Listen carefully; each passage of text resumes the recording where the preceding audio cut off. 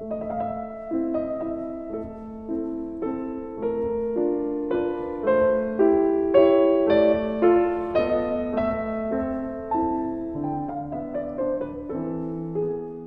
noite, queridos amigos, queridas amigas. Agora estamos retornando, depois de um recesso, que pudemos descansar um pouco. Todos estão me ouvindo? Tá bom? Tá bom.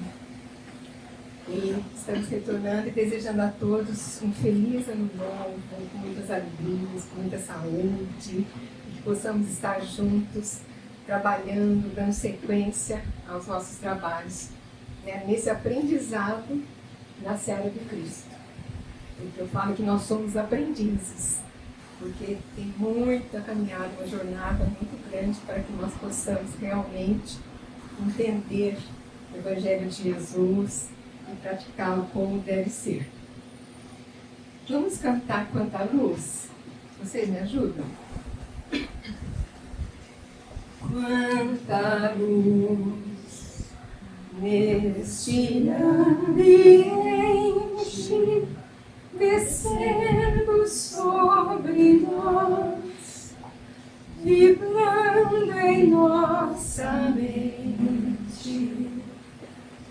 Quanta luz, quando assim em prece, como a alma cresce aos olhos de Jesus.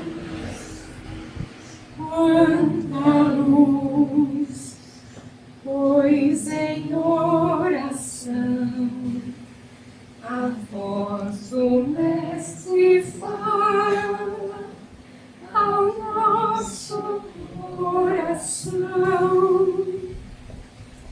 Quanta luz descendo sobre nós, quanta luz, quanta luz.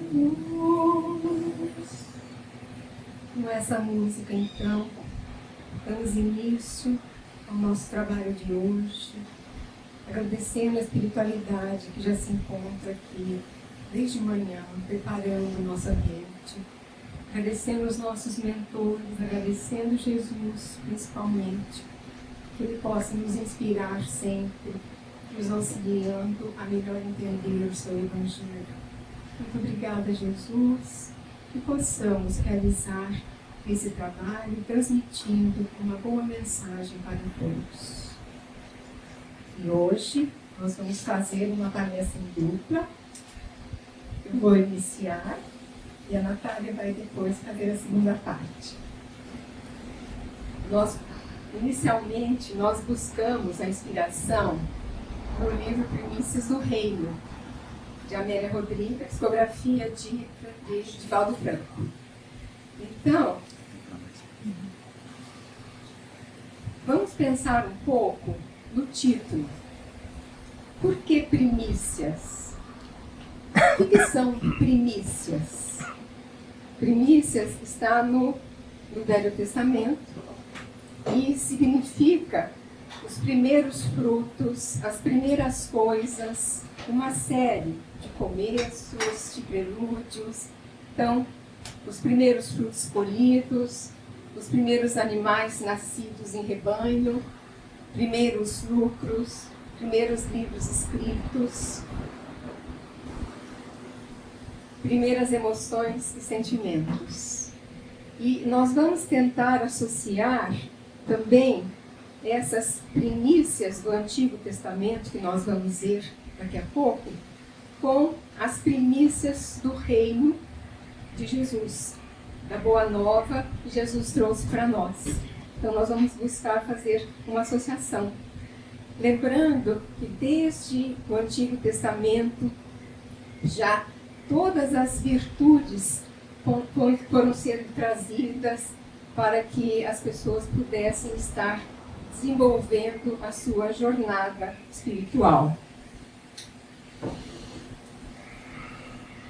No Antigo Testamento, no livro Deuteronômio, Moisés diz ao povo de Israel que Jeová iria dar uma terra boa, terra cheia de ribeiros de água e de fontes profundas que jorram no vale e na montanha. Terra de trigo, cevada, vinhas, figueiras, romãzeiras, azeite e mel. Lembrando que a tâmara, ela é tão doce que ela era chamada de mel. E havia até um adoçante antigo que era utilizado através da tâmara. E havia no tempo de Moisés a festa das primícias, onde os israelitas ofereciam a Deus os primeiros frutos da colheita, sendo um ato de adoração e gratidão.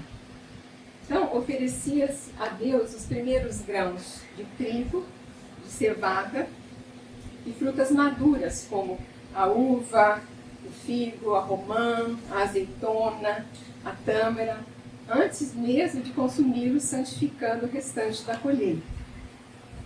E dentro aqui tem imagens do trigo, da cevada, da uva, do figo, da romã, da azeitona e da tâmara.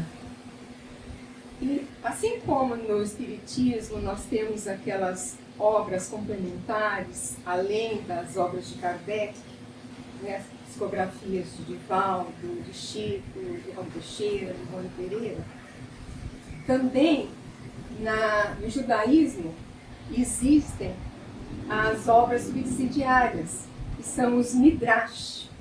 Os midrash são interpretações que os rabinos dão a várias questões, inclusive da lei, e ele também os midrashs trazem a interpretação dessas frutas e cereais.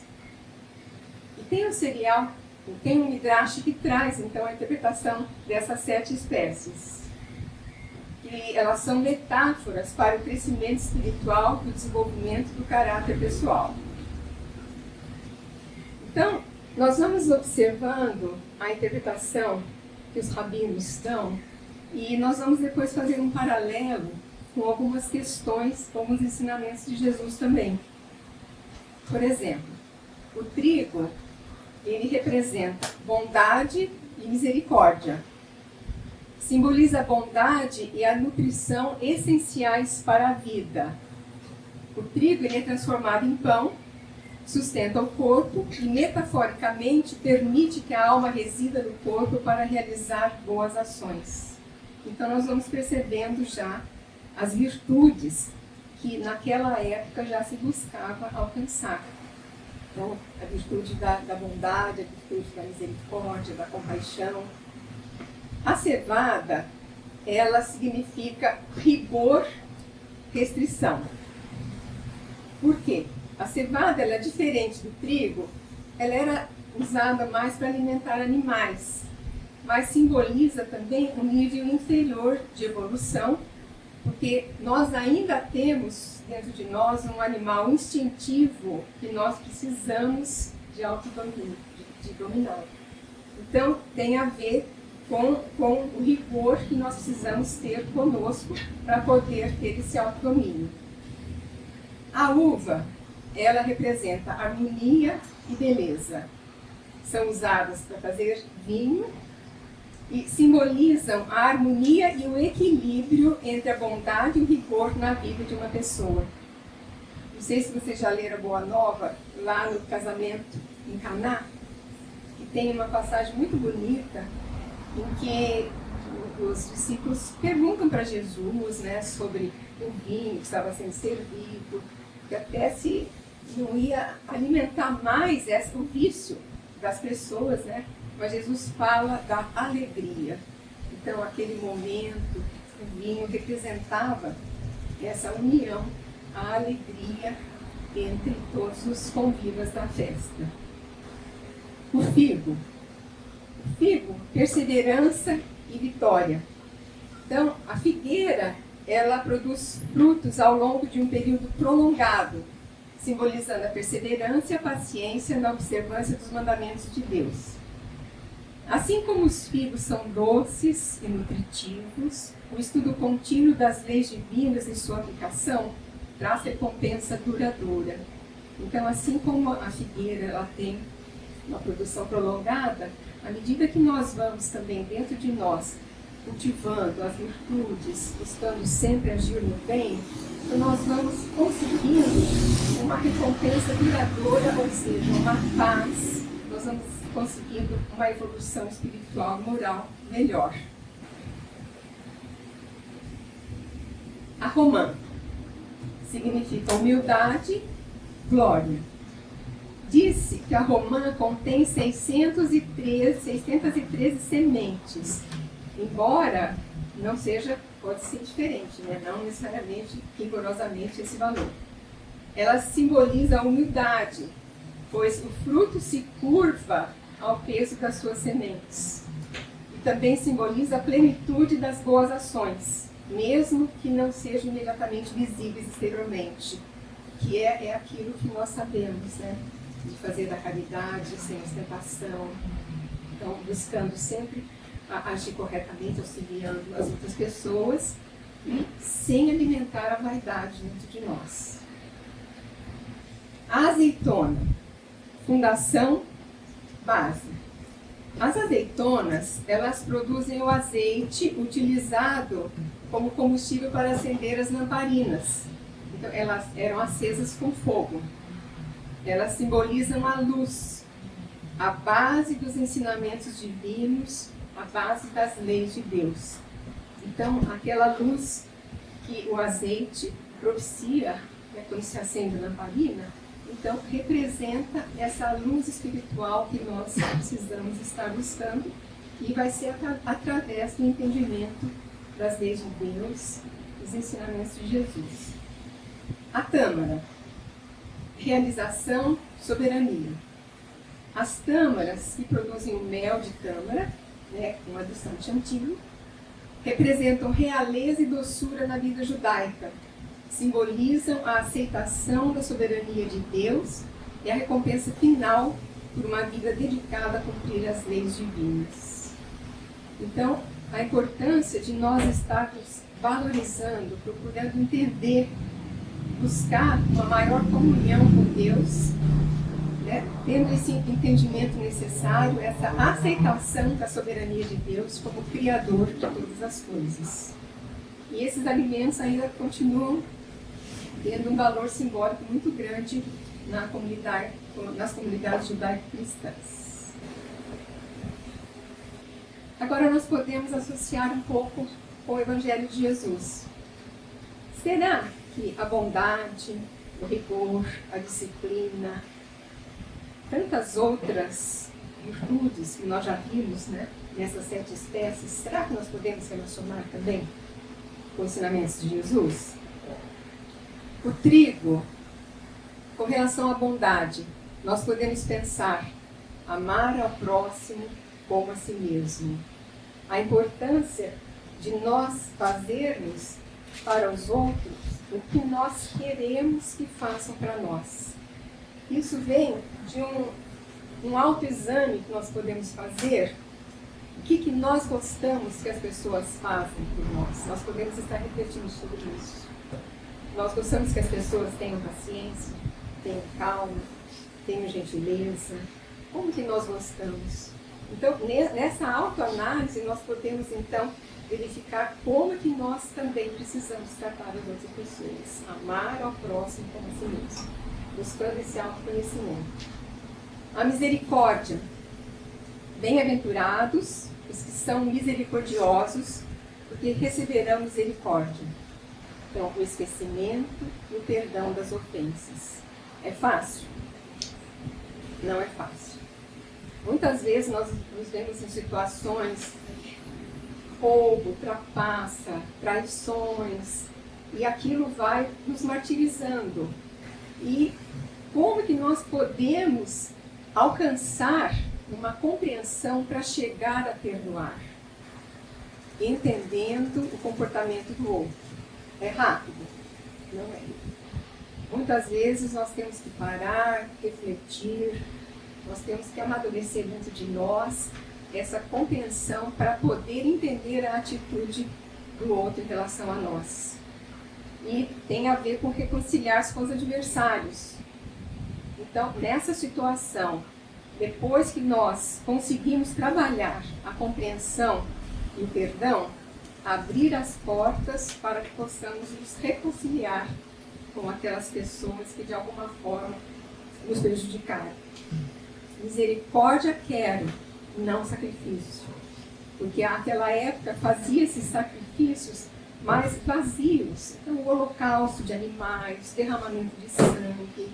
Então, simbolizando aquela união com Deus, ou simbolizando uma purificação através do sangue. E Jesus, ele fala, misericórdia, eu quero compreensão, eu quero compaixão, eu não quero sacrifícios ritualísticos vazios. Então, Jesus chama a atenção, como em todos os seus ensinamentos, para essa compaixão que nós precisamos ter para com os outros. A cevada, rigor, disciplina. O que nos lembra? Entrai pela porta estreita, porque larga é a porta da perdição. Então, aquela disciplina que nós precisamos ter nos pensamentos, nas emoções, nos sentimentos, a postura que nós precisamos ter diante da vida, as ações corretas diante da vida e diante das pessoas. E também não é fácil. Por quê? Porque exige esse autoconhecimento, que nós possamos estar sempre refletindo sobre nós mesmos, sobre os nossos pensamentos, sentimentos, emoções, atitudes, para que a gente siga esse caminho que Jesus ensinou.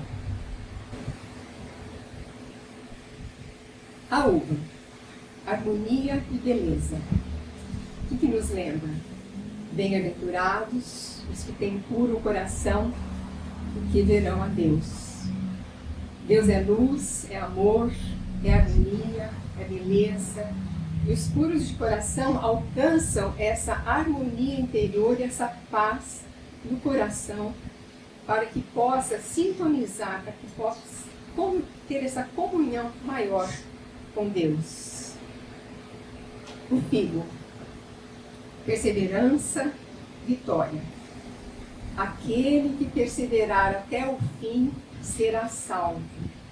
Então tem a ver com tudo que nós já vimos nesse pequeno estudo do Evangelho de Jesus. Manter-se firme na prática do bem, da caridade e da fé, sempre. Buscarmos estar sempre nos vigiando, vigiai e orai que Jesus falava. Para nós, vigiar a nós mesmos, para que nós possamos praticar melhor todos esses ensinamentos que estamos vendo. E também, não somente na encarnação atual, as outras encarnações também vão nos servindo para que nós possamos ser herdeiros de nós mesmos, como a gente costuma falar. Quando nós atingirmos um estágio evolutivo maior, então não será necessário reencarnar, porque aí é o significado da palavra salvar-se, que Jesus fala. Aquele que perseverar até o fim será salvo. Então é no sentido de não precisar reencarnar mais, quando atingir a condição de espírito puro. Romano. Humildade. O que nos lembra? Bem-aventurados os pobres de espírito, porque deles é o reino de Deus. O reino de Deus é dos humildes e não dos orgulhosos. Como que nós podemos pensar em torno da humildade? Somos humildes? Ou somos orgulhosos? Como que nós estamos ainda dentro de nós? Jesus põe a humildade na categoria das virtudes que aproximam de Deus, e o orgulho entre os vícios que afastam dele a criatura. Então, são estudos que vão requerer para nós muito tempo para que a gente faça esse aprendizado. O Evangelho, cada ensinamento de Jesus requer uma reflexão e esse olhar para dentro de nós, constante, para que a gente possa estar entendendo melhor. A azeitona. A base. A azeitona é a base.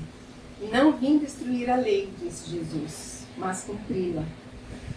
Então nós podemos pensar Jesus enquanto governador da terra, todo o planejamento que foi feito para o nosso planeta, para a humanidade poder aqui encarnar.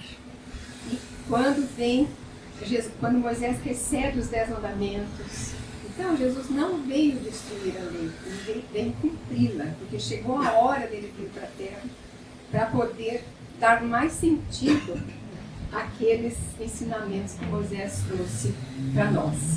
Então, a azeitona, representando a luz, traz luz para a nossa compreensão dessas mesmas leis. Então, é aquela visão melhor das leis divinas através dos ensinamentos de Jesus. E lembrando que o Livro dos Espíritos, ele traz 10 leis. Lei da adoração, lei do trabalho, da reprodução, lei de conservação, da destruição de sociedade, lei do progresso, lei de igualdade, de liberdade, lei de justiça, amor e caridade, sendo que essa última, ela resume todas as outras. E a Tâmara? A Tâmara, realeza, soberania.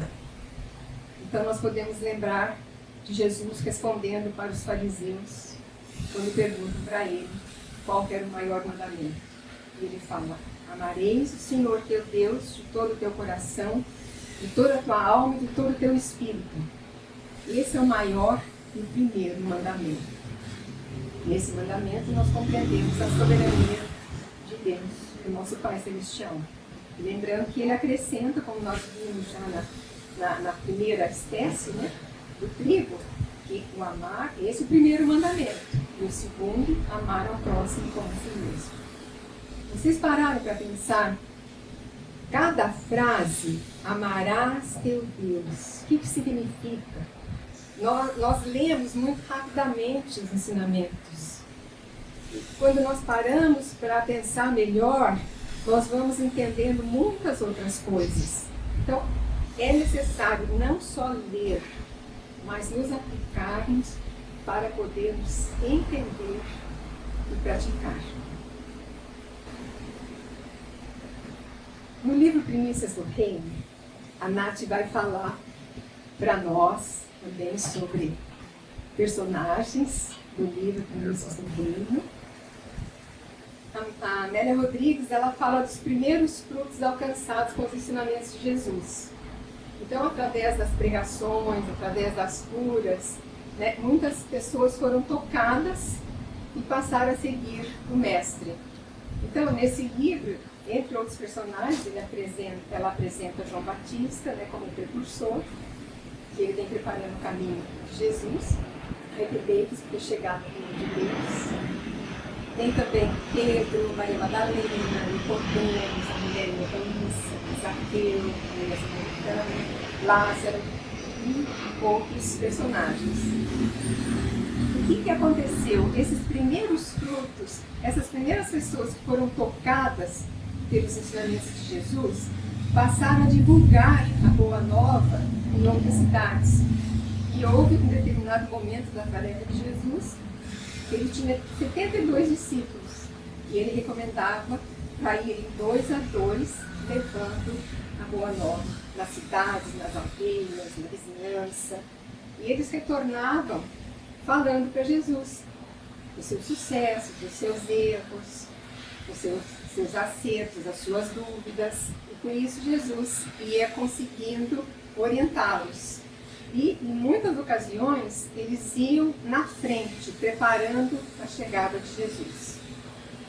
Eu vou passar a palavra para a Nath, e ela vai falar um pouco de Amélia Rodrigues, e vai falar de alguns personagens importantes, que são esses frutos do reino, os primeiros frutos, as primícias do reino de Jesus.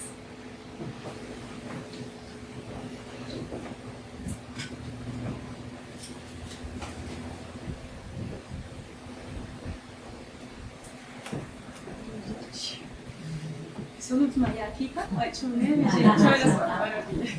Primeiramente, boa noite a todos. Feliz ano novo. E como todo começo de ano, a gente podia se arriscar a fazer coisas novas, né? E como não uma palestra? Só. Mas assim, então vamos. Como o Thaís já falou, nós viemos falar do livro Primícias do Reino e foi ditado por Amélia Rodrigues. Mas quem foi Amélia Rodrigues?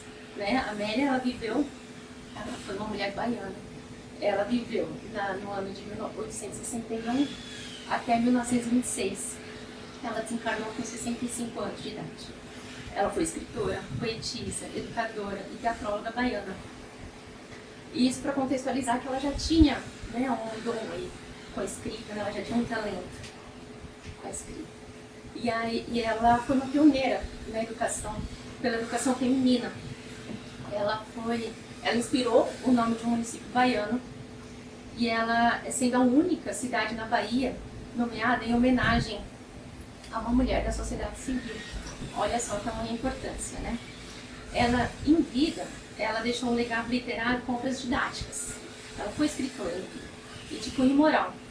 Em vida, dedicou-se ao jornalismo, como colaboradora de publicações religiosas também, como Mensageiro da Fé, A Paladina e A Voz.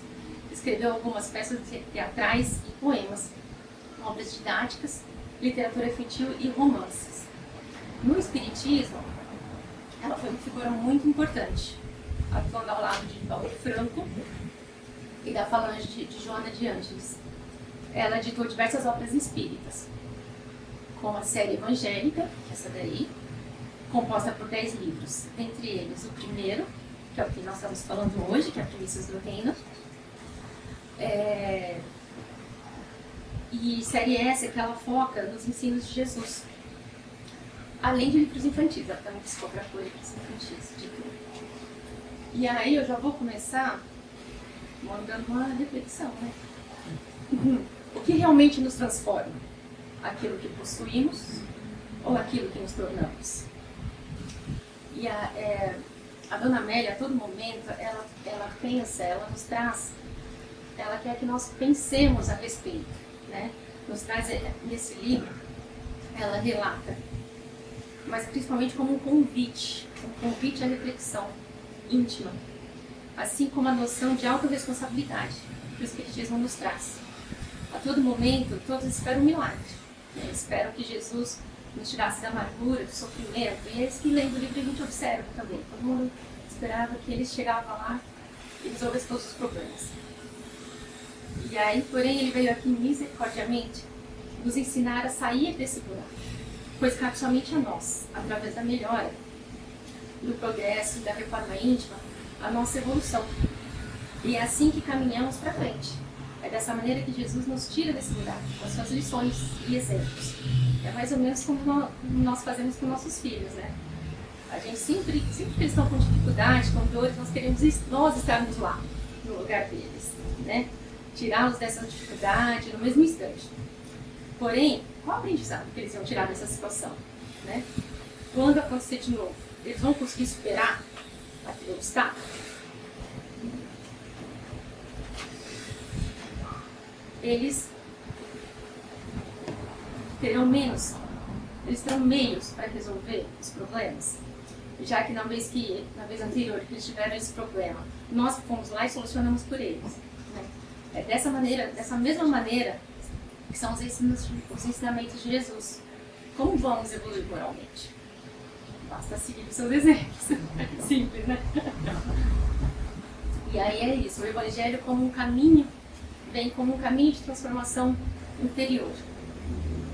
Aí aqui eu vou trazer 2 exemplos de transformação que Dona Amélia nos traz. O Zaqueu, que é o rico de humildade, né? Zaqueu, do hebraico, Zakai, aquele que significa aquele que tem pureza. Ele foi um publicano arrecadador de impostos. Ele arrecadava impostos judeus para os romanos. Por isso, ele nem era reconhecido mais como judeu, mas como hebreu. Ele vivia em Jericó. Isso em Jericó significa também uma cidade da materialidade, né? Era a única cidade onde havia casas de campo, cidade dos negócios. Jericó, além disso, era uma cidade suntuosa e bela, onde hospedou Cleópatra na época, no passado, ressaltando a beleza da cidade, remetendo à vaidade dela. Zaqueu morava nessa cidade, estava envolto a tudo isso, no encanto. Ele vivia num suntuoso palacete, se cercava de luxo, de modo a encher de bens externos o vazio do coração. Por saber ser detestado por toda a cidade, porque ele era publicano. Zaqueu, o que Dona Amélia nos traz também é que Zaqueu ele era de baixa estatura e gordo, palavras dela no livro, representando também a sua espiritualidade, que era rasa, e ser abastado, satisfeito na parte material. É o significado dele ser gordo.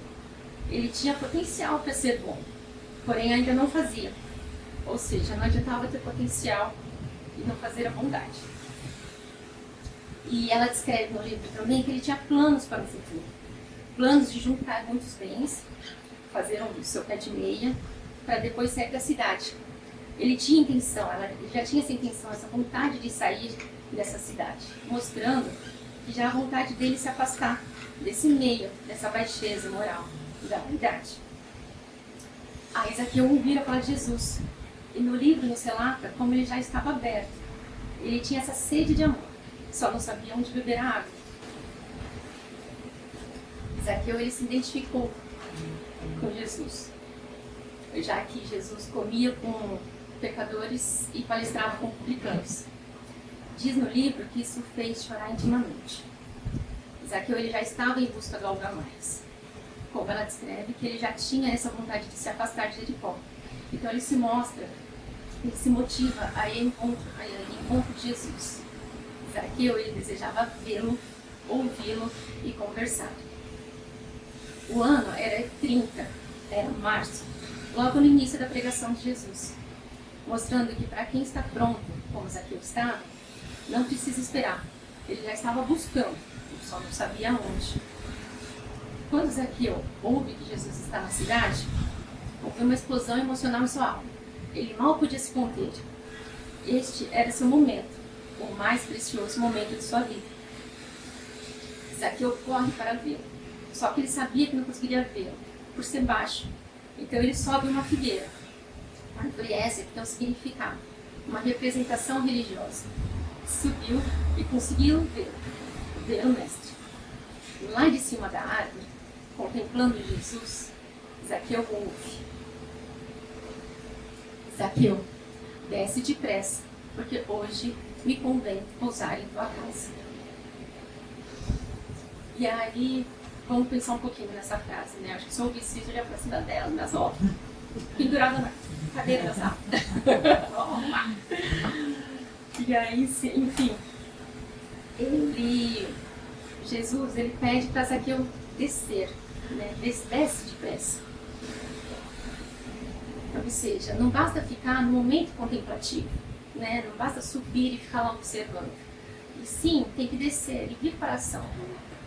Ele diz hoje, porque tudo tem seu momento certo, né? Não era ontem, não será amanhã, é hoje. E me convém pousar na sua casa. Ele não diz, vou pousar na sua casa, ele disse convém, porque parece que Jesus disse, eu analisei a sua vida, sei da sua história, agora é o momento do nosso encontro, venha, né? Então Jesus ele chama, e o importante também, Jesus não condena, né? Jesus não analisa, ele só chama para seguir em frente, vamos em frente, né? E ainda já Zaqueu diz, Senhor, eis que dou aos pobres metade dos meus bens, e se em alguma coisa tenho defraudado alguém, restitua o quadruplicado, entra na minha casa. Então ele a gente já pode observar a mudança dele, ele já estava pronto, ele queria, a transformação dele já anunciava os seus passos, ele já sabia a próxima coisa que ele teria que fazer, o seu plano de ação, mesmo antes de Jesus entrar na casa dele. Ele anuncia as mudanças para que depois possibilite a entrada dele. Daí vem a resposta de Jesus. Hoje veio a salvação a esta casa, pois também este é o filho de Abraão, porque o Filho do Homem veio buscar e salvar o que se havia perdido. Filho de Abraão, né? Conhecendo ele como judeu. Você é um judeu, que por ser cobrador de impostos ele não se reconhecia mais, né?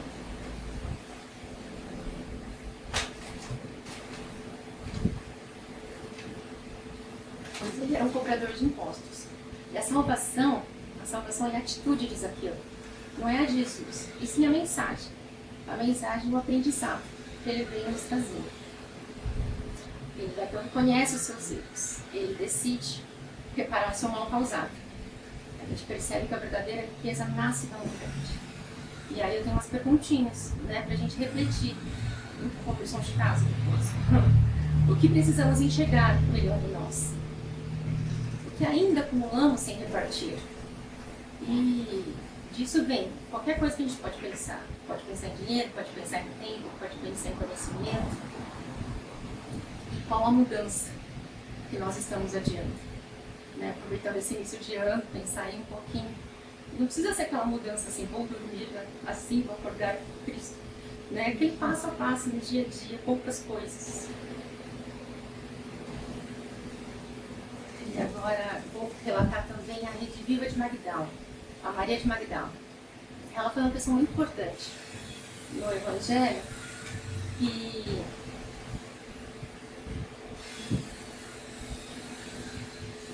ela foi citada 12 vezes no Evangelho. Nenhum outro personagem foi citado tantas vezes, nenhum outro apóstolo. Ela foi citada 12 vezes. E aí, pesquisando, eu descobri que não há muito consenso sobre esse personagem. A Dona Amélia Rodrigues, ela mantém a descrição na tradição, né, deixando de lado as novas descobertas históricas. Mas assim, não se tem certeza o que se fala na história. Que Maria de Magdala ela foi uma meretriz, né? Mas não se tem certeza de que Maria de Magdala foi uma meretriz. O que aconteceu foi que um Papa, em uma homilia, o Papa Gregório I, no século VI, no ano de 1581, ele juntou algumas figuras em uma cena só, deixando Maria de Magdala como uma meretriz. Apesar disso não conter nos textos bíblicos. Ele pode ter juntado a Maria de Betânia e a Maria que lavou os pés de Jesus pode ter sido a irmã de Lázaro. Então não se tem certeza ainda se era ou não. Aí o Papa Paulo VI, no ano dos anos 70, ele tira esse conceito de meretriz.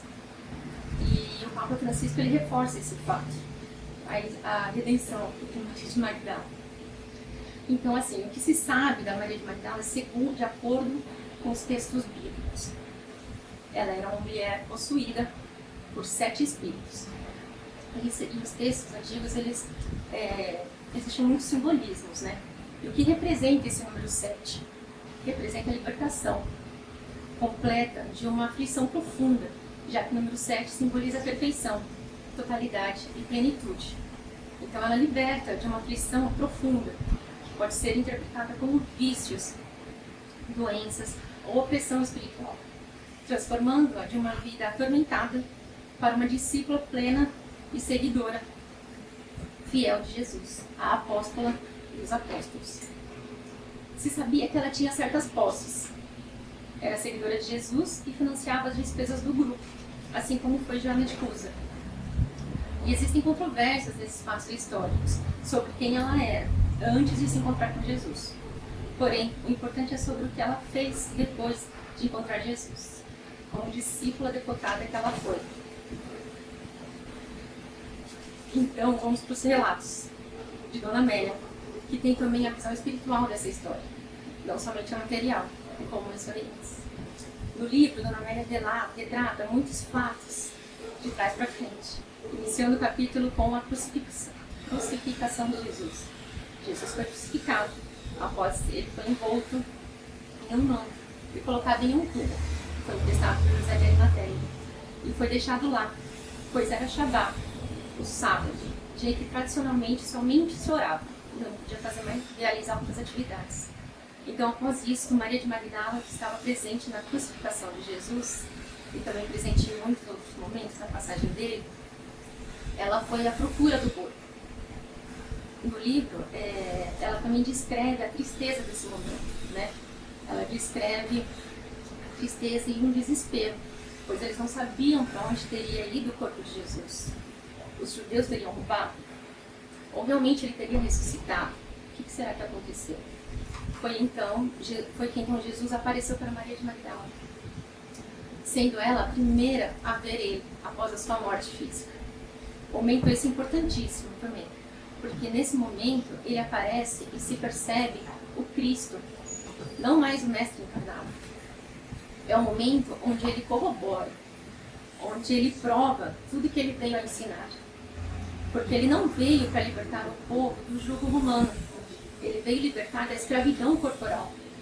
Ou seja, ele provou que a vida continua, a libertação pela imortalidade. E depois, emocionada, ela vai contar aos outros apóstolos.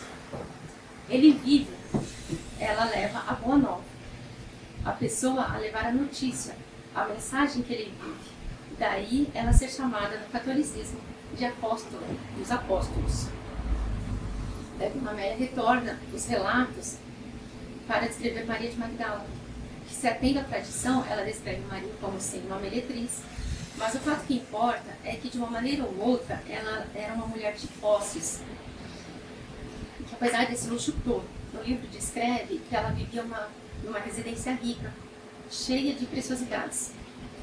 Possuía joias exóticas, de alto preço, perfumes raros, tapetes persas e babilônios, móveis de mogno artisticamente lavrados, moedas de todas essas procedências, servos originários de vários países. Tudo quanto a vaidade diz que produz felicidade. Mas ela não se sentia feliz, nem ditosa, apesar desse luxo todo. Ela se sentia vazia, chamavam-na de endemoniada.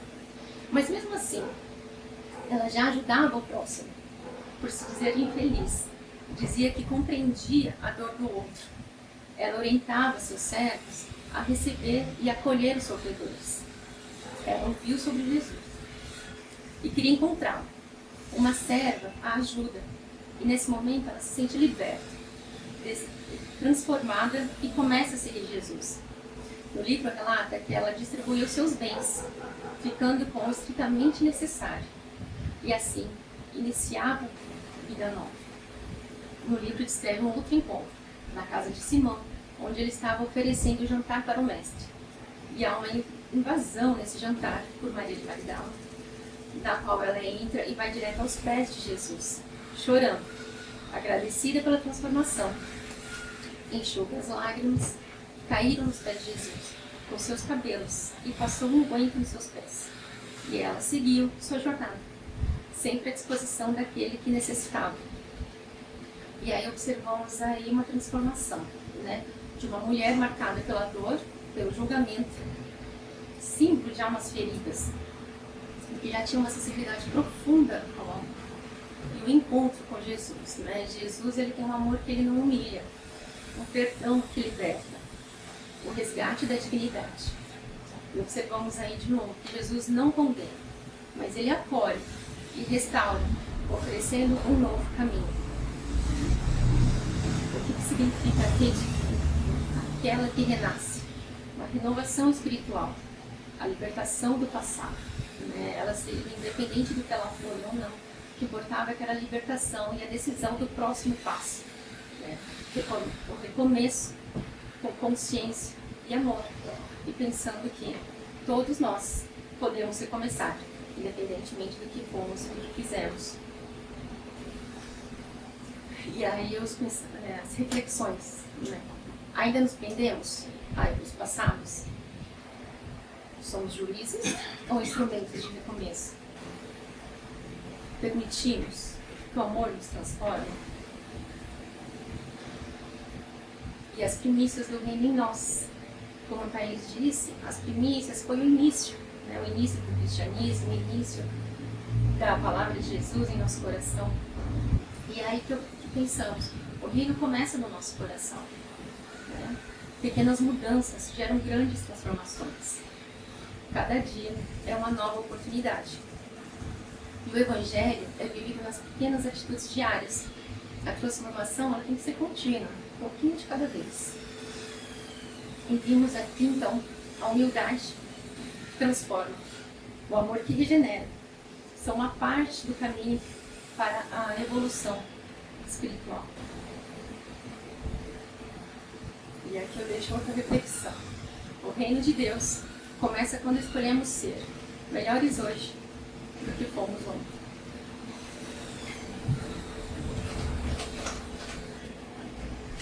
Encerrando aqui o desafio, que eu ainda vou entregar isso. Vamos então fazer uma oração para encerrar nossa palestra. Vamos nos concentrar. Jesus, Mestre amado, ajuda-nos a reconhecer nossas imperfeições, a reparar nossos equívocos e a renascer a cada dia no amor e na humildade. Que os ensinamentos aqui refletidos possam encontrar morada em nossos corações. E assim seja.